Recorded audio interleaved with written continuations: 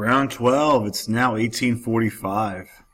The Irish potato famine has driven thousands away from Ireland, and many of these starving immigrants arrive in America. Since your growing city has lots of new factories, a large group of Irish begin arriving on the railroad to seek work in your growing urbanized city. As a result, add 5 tenements, 10 houses, 1 store, 1 pub, 1 church, and 1 cemetery.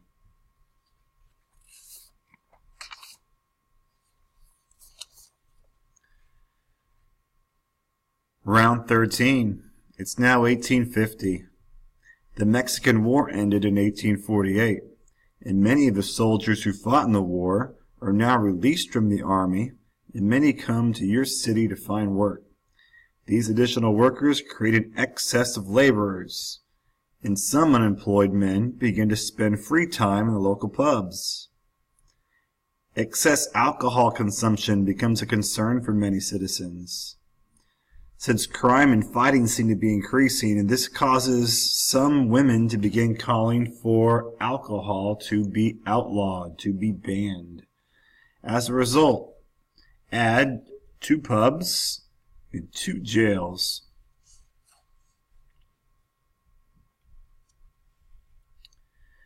Round 14. It's now 1861. Abraham Lincoln was elected in 1860. This caused several states in the South to secede and form the Confederate States of America. Fort Sumter is fired upon by the Confederates in April of 1861. The Civil War begins. The demand for additional weapons, ammunition, and supplies causes a huge increase in the industries of the North. As a result, add 10 more factories, 10 tenements, 2 stores, 2 pubs, 2 churches, and 3 nice houses for the new owners of these factories.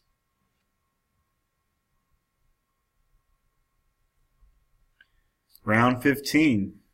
A man named Henry Bessemer has invented the Bessemer process. This process makes it easier for steel to be produced at a much faster and less expensive rate. The primary fuel is iron ore from the new iron mine at the edge of your town. Consequently, your town is thrust into the new age of heavy industry. Larger factory districts appear which manufacture steel at low prices, and that can easily be transported. Add 1 new iron mine, which is the same picture as a coal mine except you put an I on the cart, and add a new iron or steel bridge to replace your wooden ones. To do that, you can just darken in your bridge.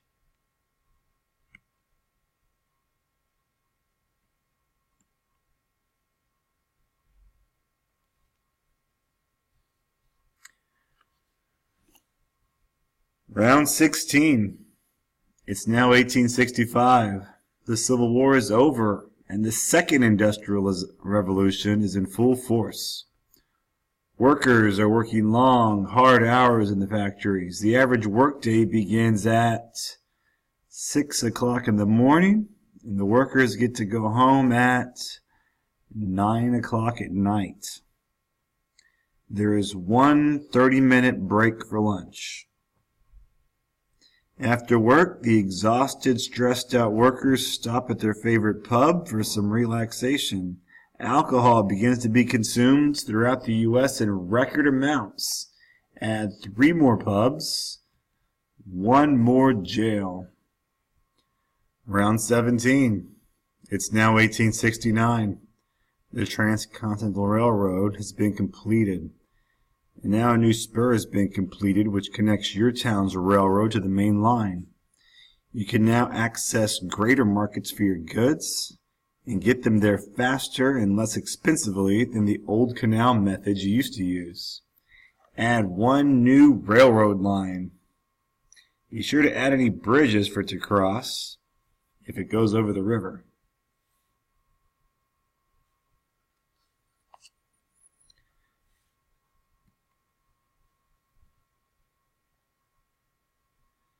Round 18. It's now 1870.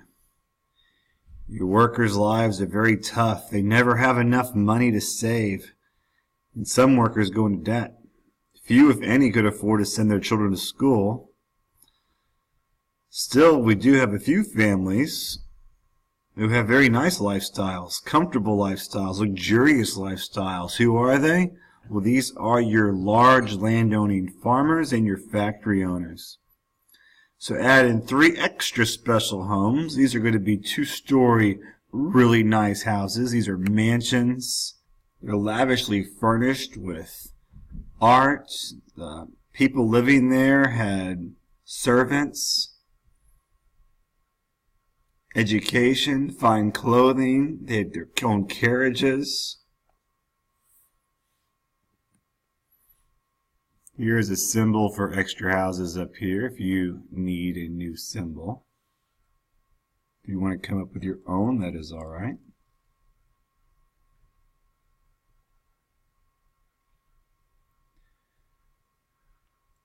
Round 19, the year is 1877.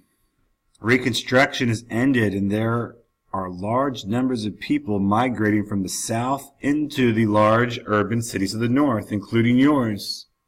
We have a competition for jobs increasing. We have violence against the freedmen increasing. The Ku Klux Klan, the KKK, begins to move into the northern regions. Add 10 tenements, 2 stores, 2 pubs, 1 cemetery, 2 churches.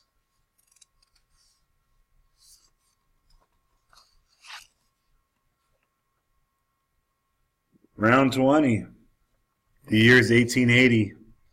Coal miners are busy mining coal. There's a great demand for coal now, for home heating, fuel for steam engines, for the production of iron and steel. Although in the 1800s, coal miners were adults who worked in the winter to supplement their wages, by the 1870s, we normally have children working in the mines between the ages of 8 and 14. The work is dangerous, it's unhealthy. The children working there would become victims of the black lung disease, victims of explosions, accidents.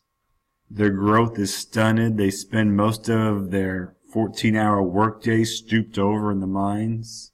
They're malnourished. They're unable to exercise or eat properly. Casualty rates go up. Draw 1 hospital, 1 cemetery.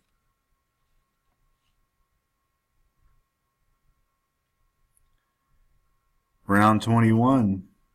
The existing railroad, canal, and dirt roads cannot accommodate the heavy industrial traffic.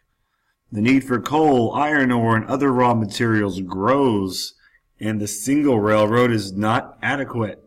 Add 2 more railroad lines connecting your factory districts to your mining regions, as well as connecting to the main rail line.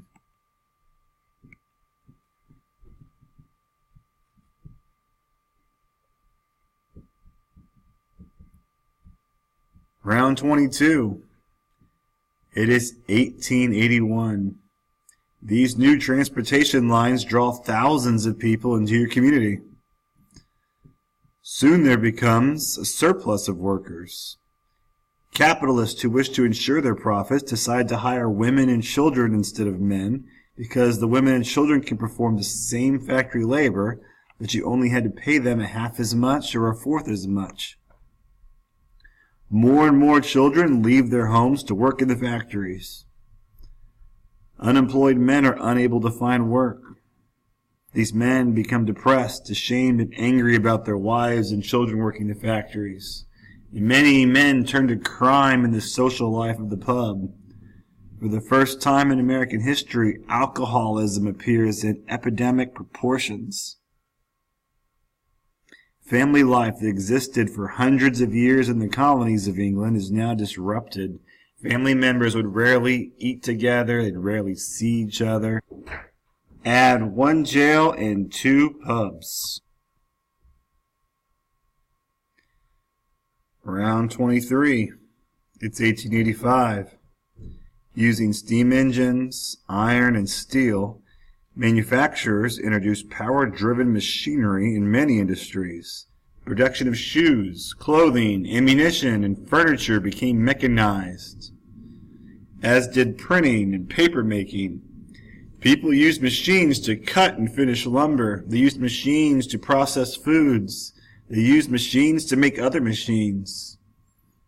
Then Edison discovered how to make a light bulb, which gave more light after the sun went down. During the 1880s, large towns became the first communities to have street lights. Soon, all around America, hundreds of towns used electricity to light their streets and light their homes. Add 20 street lamps and 1 power plant.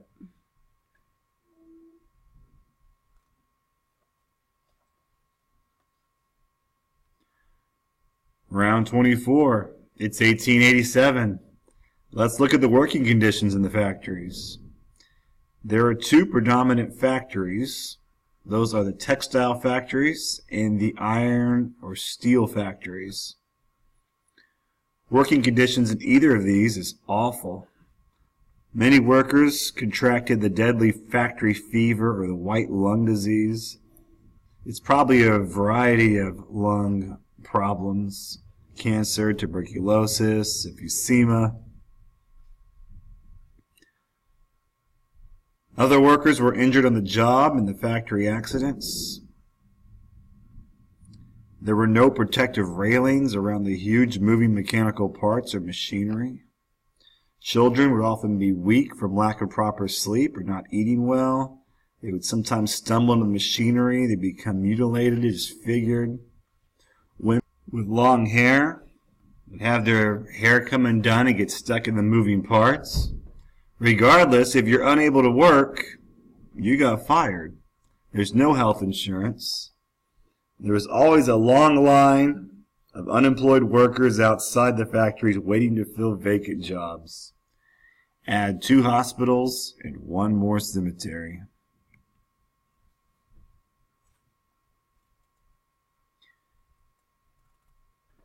Round 25, it's 1890. Despite the misery the urban centers created for many, including the millions of new immigrants who were flooding into the big cities, the economic benefits for the rich are obvious. The farmers purchased the newest power-driven machinery. They could easily feed the working class of America, including the new immigrants. The small landowning farmer is crushed by the big farming enterprises. They cannot afford the machinery and therefore cannot compete with to grow food profitably. Thousands of these folks leave their farms or villages where their ancestors had lived for decades, and they move to your large urban city looking for work to feed their families. Some refused to leave, but took jobs working for the large landowning farmers. By the thousands, they moved to the bleak, uninviting cities in the north to work in the factories. Add 10 factories, 20 houses, 5 tenements, 2 pubs, 1 store, 1 church, 1 school, and 2 more nice houses.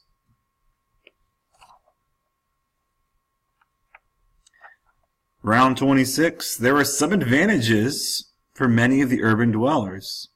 City life is quite different from country life. For the small but growing middle class, a whole new cultural life is available. We have museums, theater, opera, restaurants, plays, and concerts. Whereas before, only the very rich could afford the arts, now the middle class can enjoy the fine life of culture and good living. Add 2 theaters and 2 private schools.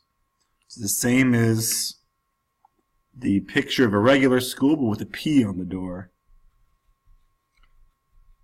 Round 27, it's 1893. The western frontier is officially closed. There are 3 cities with over 1 million citizens. The U.S. is fully grown. There are no pollution controls, so the air in your community looks dark. The windows, the walls, even the trees are covered with layers of soot and ash. The river that once flowed through your quiet village is now so dirty you can't drink it, you can't bathe in it, you can't even do your laundry in it.